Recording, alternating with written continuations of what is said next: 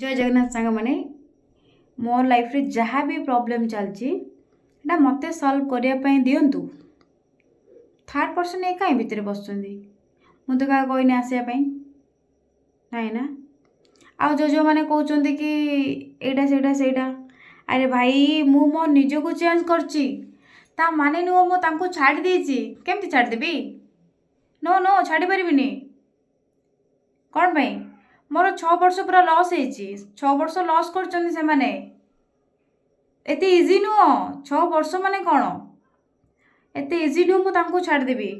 आउ जो जो थर्ड पर्सन माने भितर आसिक एंट्री करचंती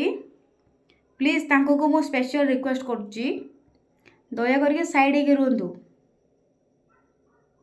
साइड होके रहिले भल हम बिकज आपण मानकर भी परिवार अच्छी ना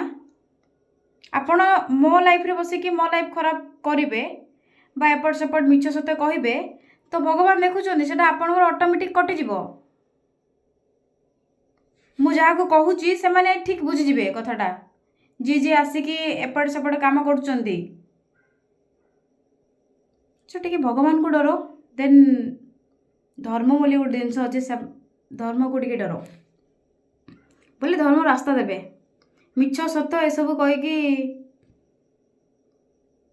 एमती जन को उड़े दिए कहले कौनटा हम ठाकुर देखुना कि मुझे का झी आपणकर झील थपारे कि नथाइपे मुझे जानी परिवार अच्छी अच्छी ना तो से देखी चलतु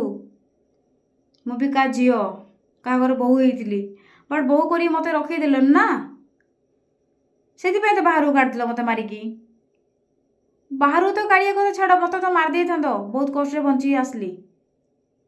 से पुणी थर्ड पर्सन एंट्री करछ नहीं केते केते पाप कर तमे केते पाप कर बेसी पाप करनी से पाप दिने बुड़ीज टिके भगवान को भाव देन धर्म रे चल धर्म रास्ता देव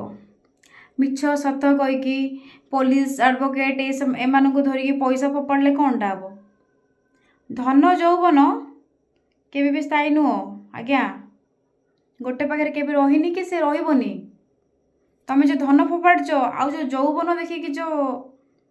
कौन कहते जो उत्पात हो ना बेसी दिन नुह भगवान चाहिए साला काटिदे मझिरू आगा है तो से टिके निज परिवार कथा भाविकी मोर केस रे मुंड न पुरेले भल बोली मु भावुची तो डायरेक्ट कहि परिबिनी सो ए माध्यम रे कहूची जदि देखिबो तो साइड हेगले बेटर हो बोली मु भावुची साइड हे जांतु दया करिकी नले तमर भी परिवार अच्छी भगवान काट दे मझिरू फिस उड़े दे बी केयरफुल।